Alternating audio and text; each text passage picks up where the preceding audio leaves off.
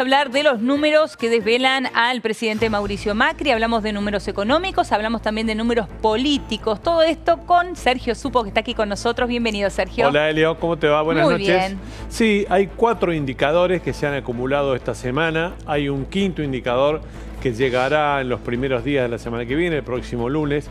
Son los indicadores económicos que realmente preocupan al gobierno de Mauricio Macri y que impactan en un sexto indicador, en las encuestas electorales, porque naturalmente el gobierno ya está en modo electoral y mide semana por semana la evolución del estado de la opinión pública. Bien. Una opinión pública que en las últimas semanas ha mantenido y ha comenzado a acentuar el disgusto hacia el gobierno nacional en relación a los resultados de su acción económica. Hay 4 datos básicos que tienen que ver con la situación económica y que se entrelazan uno con el otro. Muy bien, vamos a hacer un repaso de los números económicos. En este caso hablamos, por ejemplo, del dólar, recién lo mencionábamos, ¿no? 42,86 al cierre de hoy. Sí, hoy a propósito de una corrida que afectó a casi todos los países emergentes, también Argentina naturalmente se vio afectado.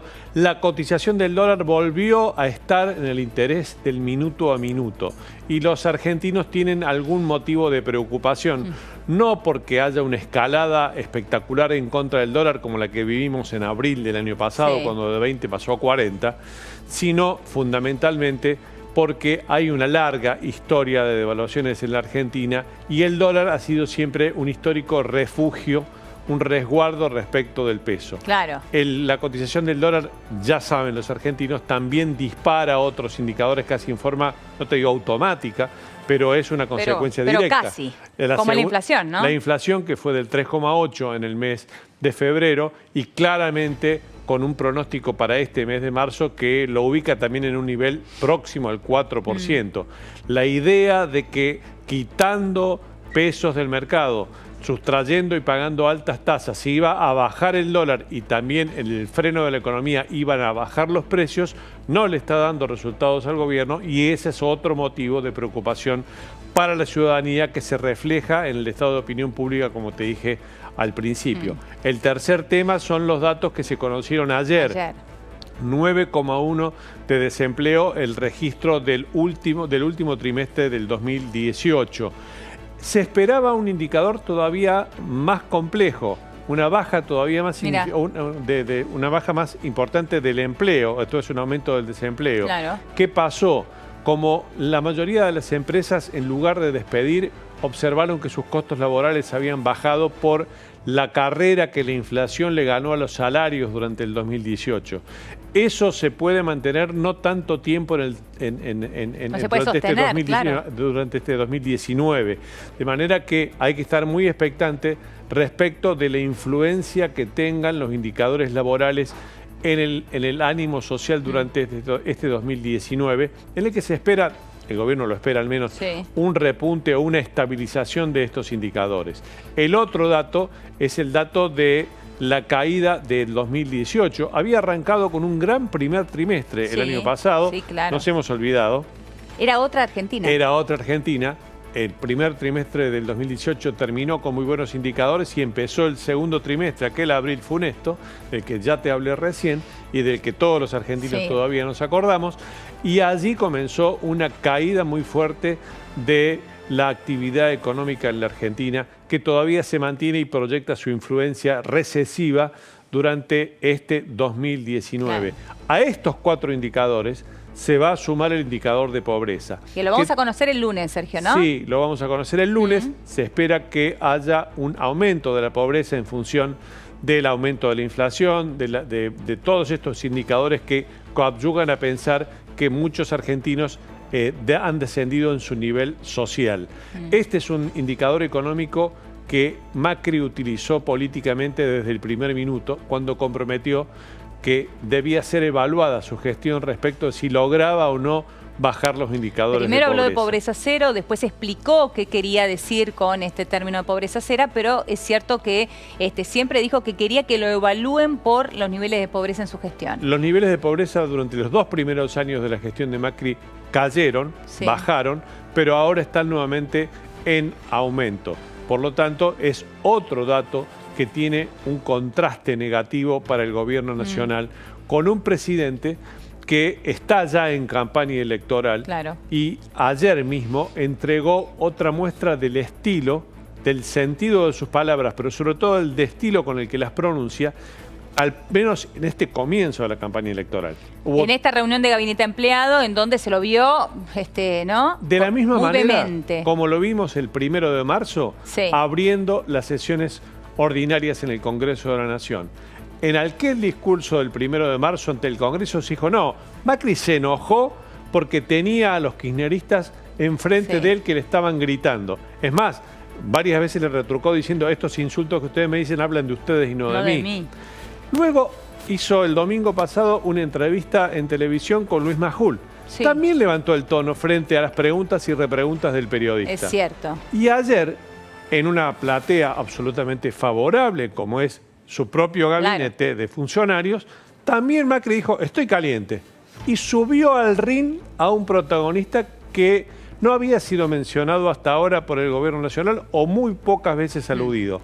El exministro Roberto Lavagna. Ya lo había referido en los últimos días el ministro de Economía actual, Nicolás Dujovne, para retrucarle los niveles de crecimiento con los cuales Lavagna chicaneó a este gobierno. Claro, lo chicaneó al propio presidente, ¿no? Porque cuando Majul le preguntó por Lavagna, ¿no? El presidente hizo un par de descripciones, dijo que estuvo en muchos gobiernos, que hay que hacerse cargo. Criticó la forma en que Lavagna había renegociado la deuda externa, dejando a más de 20% de los ahorristas que estaban en default fuera de la renegociación, etcétera.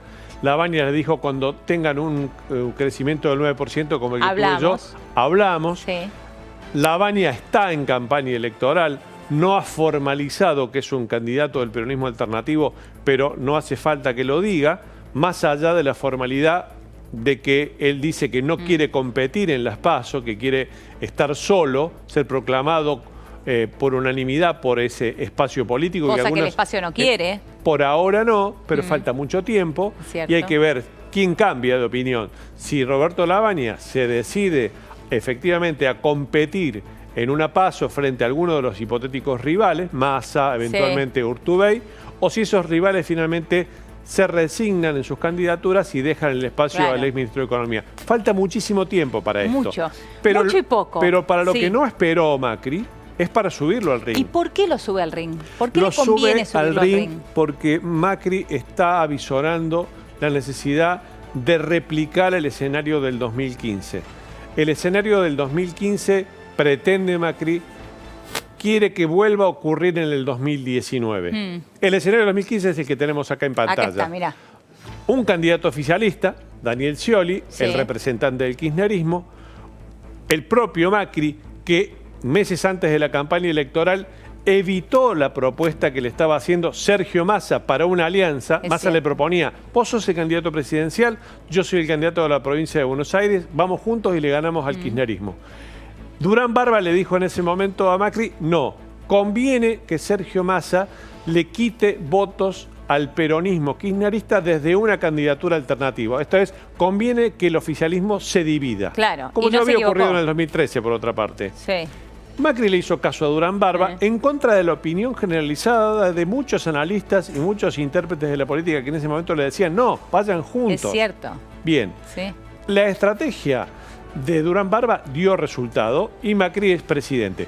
¿Por qué? Porque en el balotaje 6,5 votos de cada 10 que tenía Massa y que dejó vacantes, más o menos el 20% de los que sacó, fueron a beneficiar las arcas de Mauricio Macri y 3,5 aproximadamente se fueron con Daniel Scioli. ¿Qué espera ahora de Roberto Lavagna, el presidente de la Nación? Claro, que juegue ese rol. Espera que Lavagna suba el nivel todavía muy bajo que tiene el peronismo federal o el peronismo alternativo, llegue a aproximadamente un 20% y que él pueda, Macri, y Cristina puedan disputar finalmente el balotaje. La final de las finales. Y ahí sí se tiene más fe, más chances. Para eso faltan 3 cosas. A ver. Primero, que el presidente mejore en su estado de opinión pública. Sí. Los indicadores en las encuestas no son precisamente buenos y hay quienes consideran que Macri tiene que repuntar para garantizar un resultado que hoy no tiene del todo garantizado. Bien. Pero vamos a ver, vamos a suponer que efectivamente se cumple el optimismo del presidente y el presidente logra llegar al balotaje. También necesita que Roberto Lavagna sume lo que sumó aproximadamente Sergio Massa. Y el tercer dato es que también se necesita la presencia de Cristina Fernández de Kirchner como candidata presidencial. Claro. Porque la hipótesis de la ausencia de Cristina Fernández, sobre la que volvió a especularse con su viaje a Cuba, del que ya regresó, plantearía un escenario completamente diferente. De esta forma él puede tener este enfrentamiento de modelos que es el que plantea hoy, ¿no? ¿Por qué? Lavagna es importante para Macri y Cristina es importante para Lavagna. Porque Lavagna está diciendo que él va a ser candidato del peronismo alternativo y garantizando que no va a acordar con Cristina Fernández de Kirchner. ¿Es esa la posición de Sergio Massa? No lo sabemos. No, no lo sabemos. Pero claramente, si Cristina no fuera candidata, se abriría una renegociación de alcance impensado dentro del peronismo, porque ya Lavagna no tendría la excusa de decir no arreglamos con la fracción del kirchnerismo, porque el problema era Cristina, el problema dicho entre comillas, claro, en términos políticos. Claro. Ahora, el votante que no quiere a Cristina y que no quiere a Macri, en el caso de que no estuviese Cristina, si Lavagna se alía con el kirchnerismo, bueno, es que hay que ver con qué kirchnerismo. Estamos haciendo ya a esta altura demasiada futurología. Volvamos a los hechos. Sí. La realidad de las encuestas te muestran hoy que hay mucha gente desencantada con el gobierno de Mauricio Macri, que Cristina Fernández de Kirchner tiene un polo opositor que la convierte en la dirigente más votada, pero que con eso no le alcanza para ganar en una segunda vuelta. Y hay en la insatisfacción que genera Cristina, pero también en la insatisfacción que está generando Macri, una demanda de una tercera alternativa. Claro. Esa tercera alternativa es efectivamente Roberto Lavagna, porque la oferta todavía no está en la mesa como para ser elegida.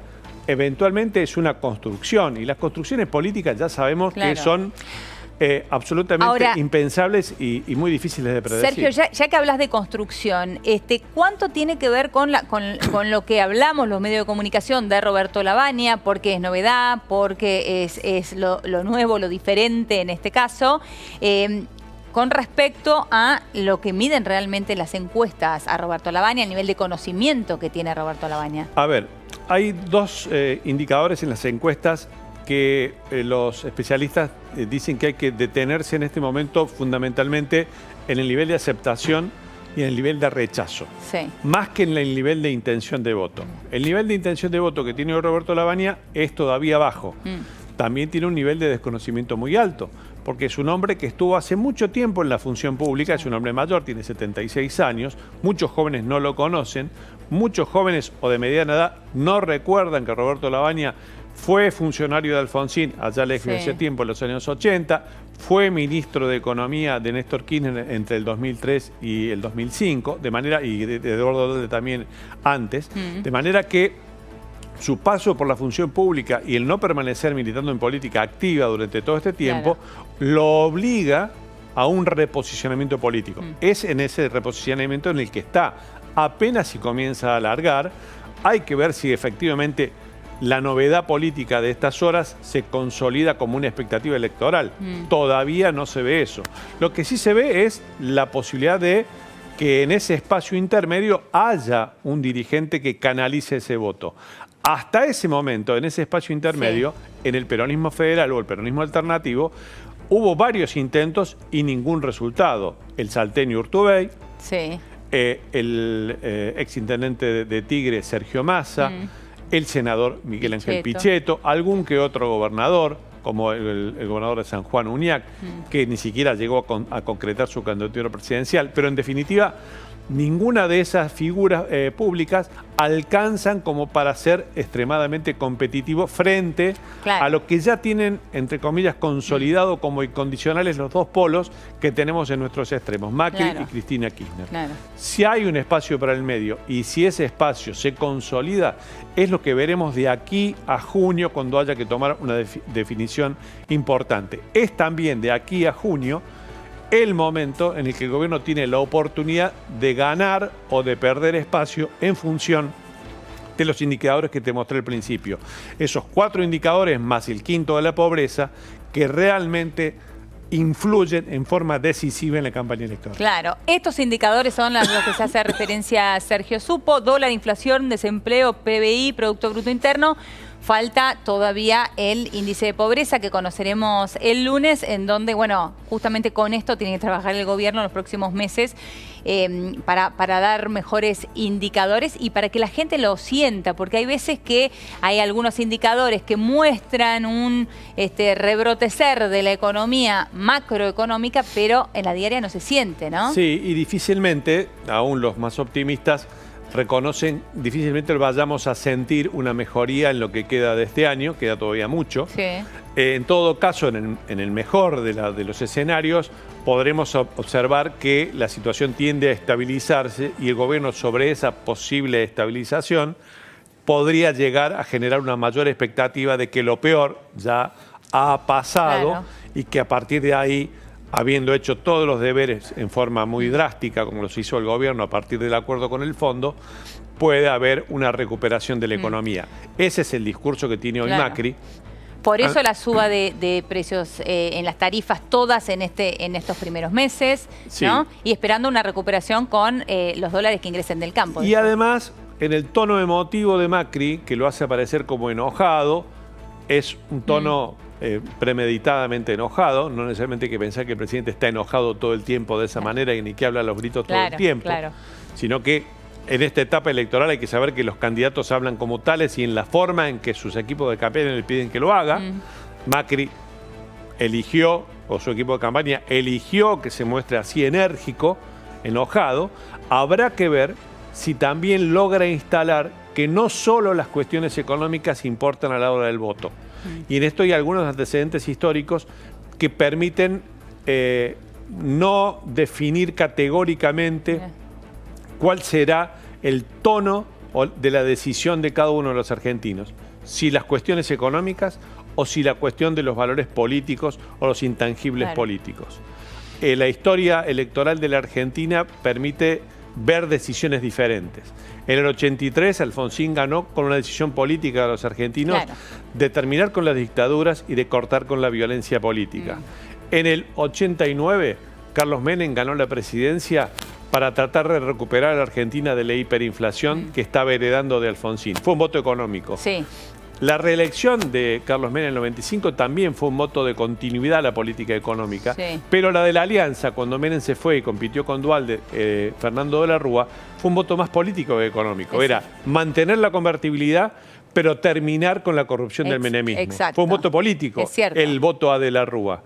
El voto a Néstor Kirchner, luego del interinato de Eduardo Duhalde, fue también más político que económico, porque se trataba también de terminar, a través de Kirchner en este caso, y de otras variantes, con impedir el regreso de Carlos Menem. El voto a la elección de Cristina fue más económico, porque era mantener el, entre comillas, exitoso modelo que había dejado planteado el crecimiento de esa época, del viento de cola de Néstor Kirchner. El voto a Macri fue político, porque era el cambio y terminar con la hegemonía kirchnerista y el maltrato de Cristina. ¿Cómo votaremos los argentinos en el 2019? No tengo esa respuesta. Gran incógnita, pero gran repaso. Muchísimas gracias.